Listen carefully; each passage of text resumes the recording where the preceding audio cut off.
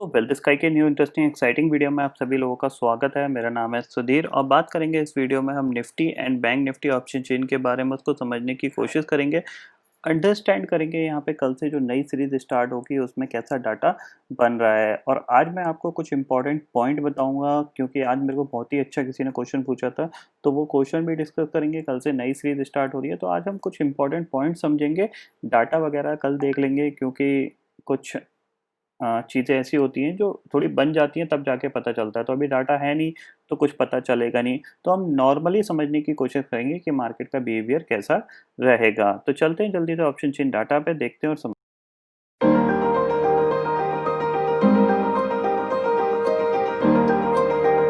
सबसे पहले मैं आपको बताना चाहता हूँ वीडियो स्टार्ट करने से पहले कि जिन लोगों ने कल का वीडियो नहीं देखा था, बेसिकली संडे का वीडियो, संडे को मैंने एक वीडियो डाला है regarding the option selling course. जी हाँ दोस्तों, जिन लोगों की डिमांड थी कि एक ऑप्शन सेलिंग कोर्स बनाया जाए और उनको चीज़ें समझाई जाए और अंडरस्टैंड की जाए, तो वो कोर्स मैंने लॉन्च कर दिया है और कल के वीडियो में मैंने सारी डिटेल्स दी हुई हैं। इवन अगर आपको सारी डिटेल्स चेक करनी है तो डिस्क्रिप्शन में जा सकते हो और वहाँ पे सारी डिटेल्स अवेलेबल है। प्लस इसी के साथ मैंने मैनी ऑफर्स में जितने भी कोर्सेज हमारे चलते थे regarding the intraday in stocks trading, regarding the index trading course और इंडेक्स ऑप्शन कोर्स, इन तीनों पे ऑफर्स रखे गए हैं। इवन इंट्राडे इन स्टॉक्स का जो कोर्स है उस पर 50% का ऑफर है, इंडेक्स कोर्स पे 50% का ऑफर है। और प्लस जो लोग इंडेक्स ऑप्शन कोर्स खरीदना चाहते हैं और वो ओल्ड स्टूडेंट हैं, उनके लिए जो फ़ीस है वो सिर्फ 2000 रुपीज़ है। और जो लोग न्यू स्टूडेंट्स बनेंगे उनके लिए जो फ़ीस है वो 2500 रुपीज़ है। तो अगर आप इंटरेस्टेड हैं, आपको लगता है कि वो आपके काम का होगा, तो आप डेफिनेटली उसको सब्सक्राइब कर सकते हैं। डिस्क्रिप्शन में सारी डिटेल्स दी हुई हैं, आप चेक कर सकते हैं।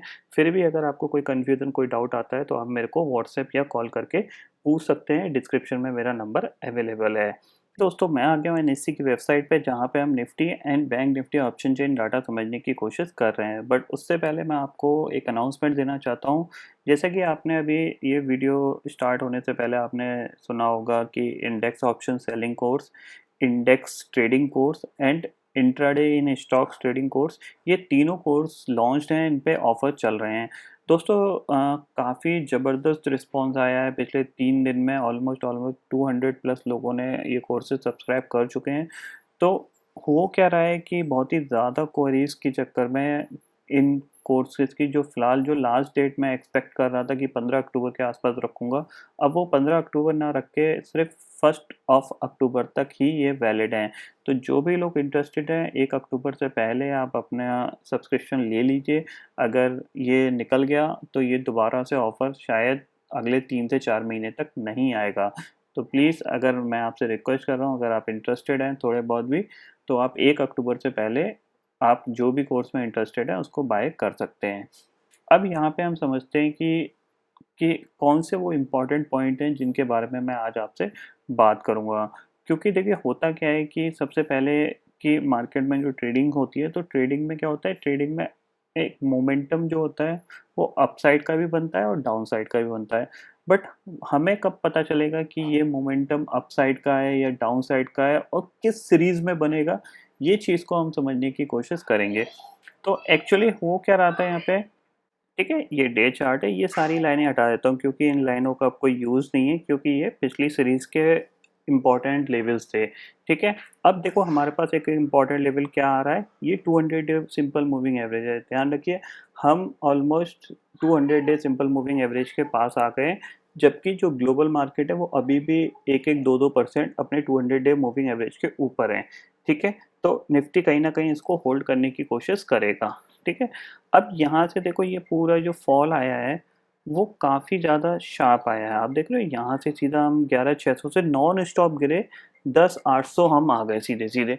तो आज मैं आपको एक चीज़ बताने की कोशिश कर रहा हूँ कि आपको कब ऑप्शन बाइंग करनी चाहिए, कब आपको ऑप्शन सेलिंग करनी चाहिए। यानी जो क्वेश्चन था वो यही था कि एक पर्सन थे, उन्होंने क्या दोनों कोर्स बाय कर रखे थे, कि उन्होंने इंडेक्स ट्रेडिंग कोर्स भी लिया हुआ था और अभी इंडेक्स ऑप्शन सेलिंग भी कोर्स लिया।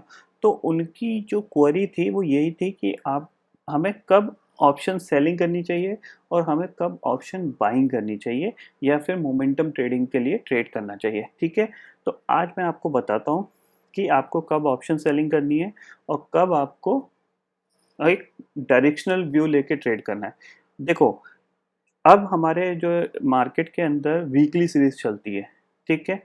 वीकली सीरीज जब से आई है तब से जो मार्केट का जो मोमेंटम था ना, वो मोमेंटम पहले क्या होता था कि मंथली सीरीज होती थी तो मार्केट में क्या होता था, मोमेंटम कंटिन्यूअसली रहता था, क्योंकि एंड ऑफ द मंथ में जाके एक्सपायरी होती थी, तो तब जाके मार्केट को एक लेवल पे कंट्रोल किया जाता। अदरवाइज लोग क्या करते थे, 500-600 पॉइंट की निफ्टी के रेंज बनाते थे, उस रेंज को प्ले करते थे, ठीक है। लेकिन अब वीकली सीरीज में क्या आने से क्या हो गया है कि मार्केट की जो रेंज है ना वो बहुत छोटी होती जाती है। कि आप क्या है कि मार्केट जैसी कंसोलिडेशन में जाएगा तो मार्केट बहुत नैरो रेंज में काम करेगा, 100-150 पॉइंट में काम करेगा, उसमें आप ऑप्शन बाय करके पैसा नहीं बना सकते हो, उसमें आपको ऑप्शन सेल ही करना पड़ेगा। तो आपको मैं बताता हूँ कि आपको कब ऑप्शन सेल करना चाहिए, कब आपको ऑप्शन बाय करना चाहिए। देखिए, एक महीने में 4 सीरीज होती हैं। पहली सीरीज जो है, पहली सीरीज और आखिरी सीरीज, इन दोनों सीरीज में आपको ऑप्शन सेल नहीं करना चाहिए। खासकर खासकर जो नियरेस्ट एक्सपायरी वाले होते हैं वो तो बिल्कुल नहीं करना चाहिए, क्योंकि मार्केट एक अपनी रेंज को इन दोनों सीरीज में बनाता है, ठीक है। समझ गए आप कि मार्केट जो अपनी रेंज होगी ना, कि आपको एक बड़ी रेंज कैसे बनेगी, वो इनमें बनाने की कोशिश करता है। तो इनमें क्या होता है, नॉर्मली डायरेक्शनल व्यू बनता है। अगर मार्केट ऊपर से नीचे आएगा तो वहां से वो कंसोलिडेट करता हुआ नहीं आएगा, वो सीधा नीचे आता चला जाएगा। तो आप क्या होगा यहाँ पे कि आपको ऊपर की साइड ऑप्शन अगर ऊपर से नीचे आ रहा है तो कॉल राइट ही करनी पड़ेगी आपको, आप पुट राइटिंग नहीं कर सकते उसमें। लेकिन ये चीज़ आपको पता नहीं लगती, तो आप क्या करते हो, दोनों साइड राइट करने की कोशिश करते हो, या फिर आप बटरफ्लाई बनाने की कोशिश करते हो, या आयरन कॉन्डोर बनाने की कोशिश करते हो, जिसमें क्या होता है कि आपको लॉस होने के चांसेस आपके बढ़ जाते हैं, ठीक है। हालांकि आप आयरन कॉन्टोर में आप अपने मैक्सिमम लॉस को डिफाइन करते हो, लेकिन फिर भी लॉस हो ही जाता है उसमें, ठीक है। तो आपको क्या करना है, आपको पहली सीरीज और लास्ट सीरीज इन दोनों पे आपको डायरेक्शनल व्यू लेना है। अगर मार्केट पॉजिटिव जा रहा है तो आप पॉजिटिव व्यू लेके ही ट्रेड करिए, और इस सीरीज में, जिस सीरीज में आपका फर्स्ट का व्यू बनना है। और लास्ट सीरीज में अगर मार्केट का ओवरऑल मोमेंटम अगर स्ट्रॉन्ग है तो लास्ट सीरीज में आपको ब्रेकआउट मिलेंगे। अगर ओवरऑल मोमेंटम वीक है, वीकनेस दिखा रहा है मार्केट, तो आपको मार्केट में ब्रेक डाउन मिलेंगे। तो आपको ऑप्शन सेलिंग कौन सी सीरीज में करनी है, आपको ऑप्शन सेलिंग करनी है बीच की दोनों सीरीज में। उन दोनों सीरीज में आप ऑप्शन सेल करिए, आपका 90% आप प्रॉफिटेबल रहेंगे। पहला क्वेश्चन ये था जो मैंने आपको बता दिया। दूसरा क्वेश्चन ये था कि अगर पोजीशन बनानी है, अगर पोजीशन बनानी है तो किस साइड की ज़्यादा सूटेबल रहती है और कब सूटेबल रहती है। देखिए, अगर मैं बताऊं कि अगर मैं अपने पॉइंट ऑफ व्यू से बताऊं तो मैं हमेशा फोकस रखता हूं उन इम्पोर्टेंट लेवल से पे जो मार्केट के कभी कभार आते हैं। जैसे कि ये 200 डे मूविंग एवरेज है, ठीक है, ये मेरा फोकस वाला लेवल है। अगर मार्केट यहाँ पे होल्ड करेगा, यहाँ पे होल्ड करेगा, तो मैं यहाँ से एक लॉन्ग पोजीशन क्रिएट करने की कोशिश करूँगा। कहाँ तक के लिए, करीब करीब 11,300 तक के लिए, अगर मार्केट यहाँ पे होल्ड करता है। अगर मार्केट को ब्रेक डाउन दे देता है, अगर मार्केट 200 डे मूविंग एवरेज को तोड़ के नीचे चला जाता है, तो मैं एक शॉर्ट पोजीशन क्रिएट करूँगा। वो कहाँ तक की होगी, वो करीब करीब आपकी 10,400 तक मैं शॉर्ट करने की कोशिश करूँगा। यानी ये मेरे लिए एक इम्पॉर्टेंट लेवल है, क्योंकि यहाँ से क्या होगा, यहाँ से अगर रिवर्सल आएगा तो वो भी एक शार्प आएगा। सिंपल सी चीज़ है, अगर यहाँ से एक रिवर्सल आएगा तो वो भी एक शार्प आएगा, और अगर यहाँ से 200 डे मूविंग एवरेज तोड़ के यहाँ से ब्रेक डाउन आएगा तो वो भी एक शार्प आएगा। यानी दोनों साइड जो मोमेंटम मिलेगा वो एक स्ट्रॉन्ग मोमेंटम मिलेगा, ठीक है ना। ये क्लियरली समझ में आ रहा है ना आपको ये पॉइंट। तो हमेशा याद रखिए कि इंपॉर्टेंट लेवल अगर ब्रेकआउट ब्रेक डाउन होते हैं तो आपको एक अच्छा खासा प्रॉफिट मिल सकता है इन लेवल्स पे। जैसे कि मैंने आपको पिछले 2 दिन पहले आपको बताया था कि बैंक निफ्टी में 22,000 के नीचे मैंने आपको बैंक निफ्टी बताया था कि 22,000 के नीचे जाता है देन हम शॉर्ट करेंगे, ठीक है। फिर 22,000 के नीचे गया, 22,000 के नीचे गया तो सीधे सीधे 21,000 आ गया। फिर मैंने आपको क्या बोला था कि 21,000 के नीचे अगर बैंक निफ्टी ट्रेड करना स्टार्ट कर गया तो फिर क्या होगा कि कोई भी सपोर्ट नहीं है उसके लिए नीचे। यानी ये जैसे आज देखो 2 दिन से क्या कर रहा था बैंक निफ्टी कि एंड ऑफ द डे ये 21,000 के नीचे जाता था और फिर रिवर्स हो जाता था क्लोजिंग बेसिस। आज क्या हुआ, आज ये 21,000 के नीचे खुला और फिर 21,000 पार ही नहीं कर पाया। तो सिंपल सी चीज़ ये थी कि 21,000 के नीचे कंटिन्यूसली ट्रेड करता रहा और उसके बाद धीरे धीरे ये नीचे ही शिफ्ट होता रहा। आप देख रहे हो कि यहाँ पे ये धीरे धीरे ये फिर इसने ये देखो यहाँ पे एक लो बनाया, फिर यहाँ एक लो बनाया, फिर यहाँ एक लो बनाया, फिर यहाँ एक लो बनाया, फिर यहाँ एक लो बनाया। तो क्यों ये लो कंटिन्यूसली बनते रहे, वो इसलिए बनते रहे क्योंकि नीचे सपोर्ट ही नहीं है। बायर नीचे इंटरेस्टेड ही नहीं हो रहा क्योंकि बायर के लिए कोई प्राइस नहीं है इसके बीच में। आप देख रहे हो कि ये जो लेवल है, ये जो लेवल है इसके बीच में कहीं पे भी बैंक निफ्टी के लिए कोई सपोर्ट नहीं है जहाँ पे बायर इंटरेस्टेड हो।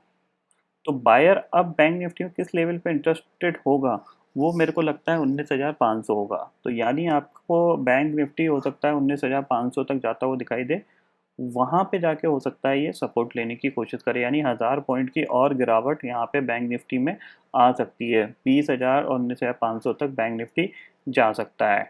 सेम निफ्टी में आपको जो अभी गिरावट देखने को मिलेगी वो करीब करीब 10,700 तक देखने को मिल सकती है। तो कल का ट्रेडिंग सेशन कैसा रह सकता है, इस चीज़ को हम समझने की कोशिश कर सकते हैं। देखिए पिछले ऑलमोस्ट देखा जाए तो एक एक दो तीन चार पाँच 6 दिन से मार्केट गिर रहा है। ठीक है, 6 दिन से मार्केट गिर रहा है। तो कल क्या हो सकता है, कल एक हो सकता है कि सुबह सुबह एक मॉर्निंग ट्रेडिंग सेशन में आपको एक शार्प सेल ऑफ देखने को मिले। मतलब तेजी से मार्केट नीचे आए इस तरीके से। देखो जैसे यहाँ पे ये देख रहे हो, ये देखो ये गिरावट देखो, इस ये गिरावट देखो, ये देख रहे हो तेजी से नीचे आया मार्केट और फिर ये रिवर्स करने की कोशिश करे। तो कल ऐसा ही माहौल आपको देखने को मिल सकता है कि तेजी से मार्केट नीचे आएगा और फिर एक रिवर्सल दिखाने की कोशिश कर सकता है क्योंकि पिछले 7 दिन से कंटिन्यूसली गिर रहा है और कल नई सीरीज भी है। तो इस तरीके का पैटर्न कुछ बना सकता है। सेम आपको जो बैंक निफ्टी होगा वो 20,000 तक जाए और फिर 20,000 से रिवर्सल करने की कोशिश करे। तो इस तरीके से आप कल का ट्रेडिंग सेशन प्लान कर सकते हो, इस तरीके से आप इसको टेस्ट कर सकते हो। और जिन लोगों ने इंडेक्स कोर्स बाई किया हुआ, इंडेक्स ट्रेडिंग कोर्स बाई किया हुआ, उनके लिए सिंपल सा मैं व्यू दे देता हूँ। मार्केट नीचे जाएगा, फिर अपना लो जो नया बनाएगा वहाँ पे उनको बाइंग की अपॉर्चुनिटी ढूंढनी है। ये चीज़ है, अगर वो नहीं बनाता है तो अवॉइड करिए, अगर बनाता है अकॉर्डिंग टू द पैटर्न वो बाय कर सकते हैं और स्टॉप लॉस लगा लीजिए। क्योंकि हमारे इंडेक्स कोर्स में जो स्टॉप लॉस है वो निफ्टी के केस में मैक्सिमम 20-25 पॉइंट का बनता है और बैंक निफ्टी के केस में 60 से 70 पॉइंट का होता है। तो आप वो स्टॉप लॉस लगाइए और अपना काम करिए, फिर मार्केट अपना काम करेगा। अगर आपका स्टॉप लॉस ट्रिगर करना है तो स्टॉप लॉस ट्रिगर करेगा, और अगर उसको नीचे से ऊपर जाना है तो वो अपने आप आपको प्रॉफिट बना के दे देगा। अगर ऑप्शन चेन में देखें तो फिलहाल कोई डाटा नहीं बना हुआ है। आज निफ्टी 326 पॉइंट गिरा है। अगर डाउ फ्यूचर की बात करें तो करेंटली फ्लैट ही कामकाज कर रहा था। एक बार देख लेते हैं, अभी ये फ्लैट था लेकिन अभी ये 200 पॉइंट नीचे कामकाज कर रहा है। तो देखेंगे यहाँ पे कि ये 21,400 इसके लिए इम्पोर्टेंट लेवल होगा क्योंकि ये अपने 200 डे मूविंग एवरेज के पास जा रहा है। तो अगर यहाँ पे कोई फर्दर गिरावट बढ़ती है तो फिर देखना पड़ेगा, फिर हमारे मार्केट में भी गिरावट बढ़ती हुई दिखाई दे सकती है। तो देखेंगे हम कि किस तरीके से यहाँ पे डाउ रिएक्ट करेगा। फिलहाल ट्रेंड नेगेटिव है, इस चीज़ को ध्यान रखिए। बाउंस बैक हो सकता है कल आ जाए लेकिन फिर दोबारा से हम गिर भी सकते हैं उस बाउंस बैक के बाद। तो उसी तरीके से आप प्लान करिएगा, अपने टारगेट को ज़रूर लगा के रखिएगा जो हमारे इंडेक्स कोर्स में बताया गया है। तो आई होप दोस्तों ये पर्टिकुलर डाटा आपको समझ में आ गया होगा। दोस्तों फिलहाल इस वीडियो में इतना ही है। आई होप ये वीडियो आपको पसंद आएगा। वीडियो पसंद आता है तो लाइक और शेयर ज़रूर करिएगा और चैनल को जो सब्सक्राइब कर लीजिए क्योंकि मैं सदी लेके आता रहूँगा हर दिन आपके लिए नई नई वीडियो। इसी के साथ शुक्रिया दोस्तों, जय हिंद।